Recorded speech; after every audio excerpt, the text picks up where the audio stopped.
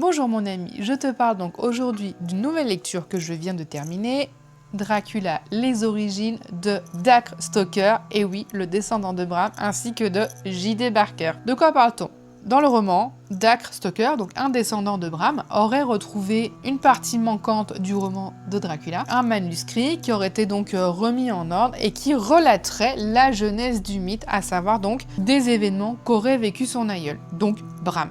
Je n'ai pas l'impression d'être claire. En gros, Bram aurait écrit Dracula, plus une partie autobiographique finalement, qu'il n'aurait pas intégrée à son roman. Donc nous, ce qu'on aurait connu, c'est l'histoire de Dracula, mais on n'aurait pas la genèse, à savoir les événements que lui aurait vécu, événements que Dacre aurait retrouvés et publiés dans ce livre. Je ne crois pas que je puisse faire plus clair, parce que je suis pas quelqu'un de clair. Passons. Donc en gros, on se retrouve avec pas quelque chose d'interdit, mais on comprend finalement que peut-être Bram aurait décidé de lui-même de ne pas intégrer cette partie-là à son roman. Voilà. Le fil rouge est donc vraiment de « et si finalement, dans le roman de Dracula, tout était vrai ?» Et j'ai adoré ce point de vue-là, parce que Bram a fait un travail remarquable sur son roman Dracula, pour le coup, et je pensais que pour moi tout était verrouillé et que finalement, il n'y avait plus grand chose à apporter, le mythe étant déjà suffisamment solide et fourni et construit pour que... et verrouillé, en fait c'est ça, verrouillé pour qu'on puisse plus tellement s'y intégrer. Je parle vraiment dans l'univers de Bram Stoker, hein. Je parle pas après de Dracula et la figure qu'il est devenu par la suite. Donc, partir sur cet angle-là, moi j'ai trouvé ça super chouette. Donc c'était finalement quelque chose de positif. Et donc justement, puisque je commence à parler des points positifs, passons à la partie ce que j'ai aimé. Alors, qu'est-ce que j'ai aimé dans ce livre? Eh bien déjà, ça parle de vampires.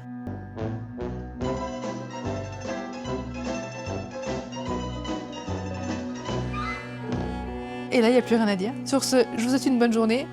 Sinon, en vrai, il y a d'autres trucs que j'ai aimés. J'ai aimé déjà des choses que finalement viennent du roman initial de Dracula, à savoir cette ambiance un peu gothique, un peu victorienne. Enfin, j'ai adoré ce truc, cette ambiance parfois un peu poisseuse par moments. Les sensations y sont, on est immergé, on est vraiment avec eux, on ressent tout. Moi, j'ai eu les couleurs, j'ai eu, comme je disais, des sensations. C'était, je sais pas si c'est que moi, mais vraiment, je me suis retrouvée avec eux. Je sais pas comment décrire, c'est ce que vraiment j'aime dans les lectures, mais que je retrouve vraiment pas souvent. C'est ce truc de, encore une fois, ressentir les textures, les odeurs, les sons, les images, enfin... Vraiment, tu es dans le monde. C'est un peu comme dans l'histoire sans fin, quand tu commences à lire et que tu tombes dans le récit. Bah, c'est exactement ce que j'ai eu avec ce roman-là.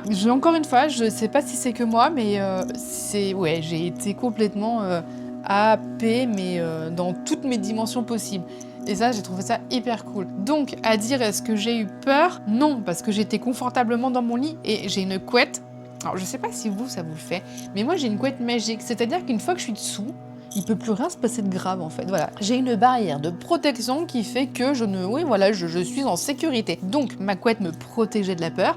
Néanmoins, j'ai vraiment craint pour le héros. J'étais vraiment à côté de lui. Non, franchement, c'est hyper bien. Franchement là-dessus, complètement immergé. Et ça, c'est un gros point positif. Quand tu arrives plus à te dissocier toi du personnage, j'ai vraiment adoré ça. Ce que j'ai apprécié, et ça, c'est pas du spoil, vous allez le voir très rapidement. Il y a deux timelines. Puisque la première, donc, c'est la jeunesse de Bram, puisqu'on reprend, comme je l'ai dit, l'histoire de vie de Bram Stoker, donc à partir de ses 7 ans jusqu'à aujourd'hui, et donc la timeline est double. La première, donc, quand il était enfant avec sa nanny, et tout ce qui a pu lui arriver, puisque Bram, pour ceux qui ne le savent pas, était un enfant, on ne sait pas exactement ce qu'il avait, enfin, je n'ai pas trouvé d'infos, après j'ai pas non plus fait des recherches poussées, mais Bram était malade, et il a vraiment une jeunesse compliquée où il a dû rester alité et enfermé dans sa chambre un sacré moment, et du coup voilà, on prend cette histoire-là, sa maladie, etc., comment sa nanny, sa famille s'occupe de lui, les conflits que ça peut occasionner aussi avec les frères et les sœurs, et donc on prend aussi Bram aujourd'hui, en proie à des événements tout à fait particuliers, spectaculaires, hors du commun, pas anodins, et donc il y a une enquête qui se met en route, les événements qui se font ping-pong, et bim, ça se rejoint un peu en entonnoir. Il y a ça, et il y a également le fait d'avoir tout au long de l'histoire des points de vue autres. Voilà, les points de vue tiers qui permettent aussi de décaler la caméra sur un autre angle. Je trouve que c'est vraiment bien vu, ça facilite les... Enfin, est-ce que ça facilite? Je sais pas, mais en tout cas, ça apporte des éléments et ça apporte aussi de la profondeur au récit. Ensuite, ce que j'ai trouvé vraiment chouette, c'est comme ça se veut une biographie, ou plutôt une autobiographie finalement, puisque là c'est le manuscrit supposé de Bram Stoker lui-même, il y a des éléments vraiment contemporains qu'on retrouve, mais des éléments je veux dire réels. Par exemple, on aborde le Hellfire Club. D'ailleurs, il y a une vidéo de culture qui est sortie il y a peu sur le Hellfire Club, donc je vous mettrai, si j'y pense, le lien pour aller approfondir. Et donc c'est quelque chose qui a concrètement existé, c'est hyper bien décrit. Il y a un des lieux décrits dans la culture qu'on retrouve dans le roman, donc j'ai trouvé ça vraiment chouette d'avoir cette prise-là qui donne vraiment des éléments tangibles au roman.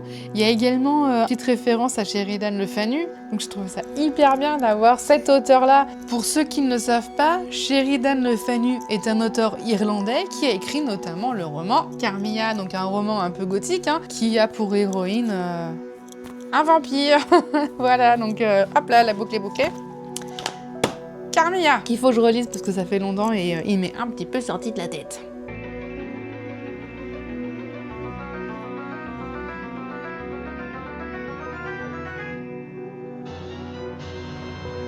Donc voilà, c'est Carmilla de mémoire, je crois qu'il est sorti en 1872, donc ça pose un peu une base datée, un repère historique, voilà. Donc il parle pas de Carmilla dans le livre, uniquement de l'auteur Sheridan Le Fanu qui fait encore une fois une espèce de caméo, dans le sens où il a même pas de ligne de dialogue, enfin c'est juste on l'aperçoit et j'ai trouvé... Ouais non mais moi j'ai trouvé ça super bien. C'était le petit truc où tu fais oh, c'est charmant ce petit clin d'œil, je sais à ceux qui savent, petit easter egg là, enfin bref, non mais j'ai trouvé une espèce de mise en abîme hyper cool, donc c'est con, bah ça m'a fait plaisir, voilà, ça m'a fait plaisir. Et des fois il m'en faut pas beaucoup, mais moi je suis quelqu'un qui sait aussi se contenter des petits plaisirs simples de la vie, donc voilà. Merci Bram et Dacre Stoker d'apporter de la joie à ma vie. Bref, non mais là je suis en train de partir en vrille, j'arrête le café, c'est parti. Il y a rien que du café dans mon café, on est d'accord. Ensuite, boudou. Oui, donc il y a ça, il y a également le fait d'aborder vraiment les conditions de santé, les conditions physiques de Bram Stoker, qui a réellement été malade, ça a vraiment pris du temps. Il y a vraiment son oncle qui est venu le soigner à base de sangsues. Tout ça sont des faits qui ont existé et c'était marrant de les intégrer dans le roman. Enfin, voilà, encore une fois, ça immerge. Ça donne du corps, ça donne de la crédibilité et justement ça renforce cette idée de mais imagine en fait c'est vrai, tu vois, j'ai adoré ce truc, vraiment c'est cool. Après, je vais pas mentir, le Dracula de Bram, perso moi il me fait pas rêver. Il est un peu comme Pinhead de Hellraiser, c'est des héros que j'aime mais que je voudrais jamais rencontrer parce que c'est pas ouf en vrai. C'est pas Darius, tu vois. Alors Darius Duval, pour ceux qui savent pas, c'est un des héros de mon roman. Lui, très honnêtement, je pense que si demain Darius arrive, je plaque tout et je le suis sans chercher plus loin en fait. J'ai pas honte de le dire.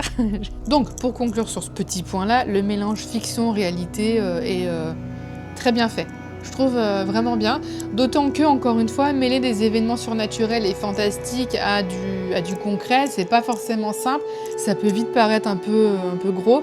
Là, ça s'insinue, c'est amené progressivement et du coup, on y croit. Un autre truc aussi que j'ai apprécié, ce point-là, il est positif et en même temps, ouais, je suis hyper ambivalente, c'est que on retrouve vraiment les prémices de Dracula, le roman, mais par moments, j'ai presque trouvé ça trop, dans le sens où je me suis dit, mais ok, c'est là, ce qu'on est en train de lire, c'est ce qu'a écrit Bram et qui n'a pas voulu publier et qu'il a été amené à modifier par son éditeur et à romantiser, comment on dit ? J'ai perdu le mot, de rendre fictif les choses. Romancer. Voilà, mais il a dû romancer parce que c'était trop dérangeant, d'après l'éditeur, donc effectivement. Et d'un autre côté, je sais pas comment me positionner parce que j'ai l'impression que ça fait un peu feignant, genre je reprends et je modifie, et en même temps quand on se place du point de vue du propos, de l'angle d'attaque, oui c'est cohérent. Mais c'est vrai qu'on retrouve vraiment des éléments du roman, à savoir tous les points clés du roman sont là-dedans. Enfin, du coup c'est à la fois un jeu de piste, donc c'est rigolo d'essayer de retrouver les trucs. D'un autre côté, Ça peut paraître... Ouais, je sais pas. Et en même temps, ça donne du corps. Donc, ouais, je suis hyper ambivalente sur ce point-là. Alors, c'est la moi du montage qui vient à ma rescousse devant ce naufrage que j'essaye de dire. C'est que on est dans un roman qui retrace l'histoire de Dracula, mais en version non censurée. En gros, en révélant qu'il s'agit de choses réelles. Bien évidemment qu'on va retrouver les éléments du roman Dracula dans celui-ci, à savoir Dracula : les origines. Là où je suis ambivalente, c'est que du coup, ça enlève un peu de la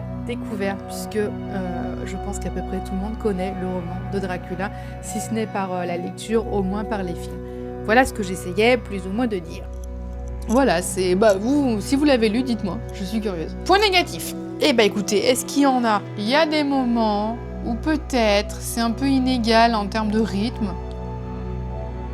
Mais enfin, c'est pas non plus fifou. C'est pas un roman d'horreur, mais en même temps, c'est pas ce qu'on cherche quand on lit ça. Pardon. Non, je cherche des points négatifs. Vraiment, je cherche. En vrai, j'en ai pas forcément trouvé. Alors, il y a un truc aussi, c'est assez drôle. Enfin, c'est drôle, c'est pas drôle, mais c'est marrant. Non. Bref, le roman s'appelle Dracula. Or, Dracula est nommé et on l'aperçoit vraiment, on le rencontre hyper tard dans le roman. C'est pas le personnage principal, puisque du coup, c'est vraiment centré autour de Bram.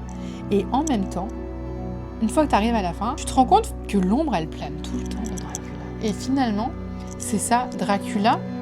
Est-ce que ce serait pas cette crainte, cette ombre qui nous suit constamment dans notre vie, ce murmure qui nous pousse un peu vers nos retranchements, vers notre partie sombre? C'est une mise en abîme finalement de Bram, mais peut-être aussi un peu de nous.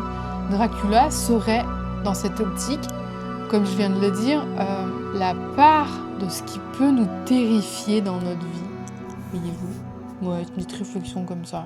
Pas du tout construite, mais c'est marrant. Bref, pour conclure, j'ai bien aimé. J'ai bien aimé. Je suis pas difficile, c'est vrai, mais le roman est bien construit. Le propos est cool. La mise en miroir et en abîme est vraiment chouette, parce que du coup, là, je sais pas... Parce que la mise en abîme, elle est cool parce que par rapport à nos peurs, mais aussi par rapport à la maladie qu'a subi du coup Bram. La romancer comme ça, parce que quand je disais que Dracula, une ombre qui plane sur nos vies, c'est aussi une ombre qui a plané sur la vie de Bram Stoker, si on le prend comme maladie, toute sa vie.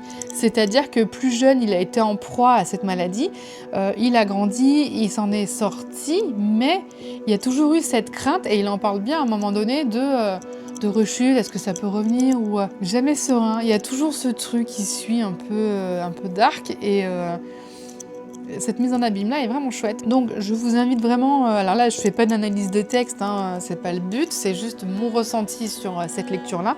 J'ai beaucoup aimé. Si vous aimez l'univers qu'a posé justement Bram Stoker, allez-y. C'est riche, on apprend des choses, ça fait vraiment son office, ça se lit hyper vite.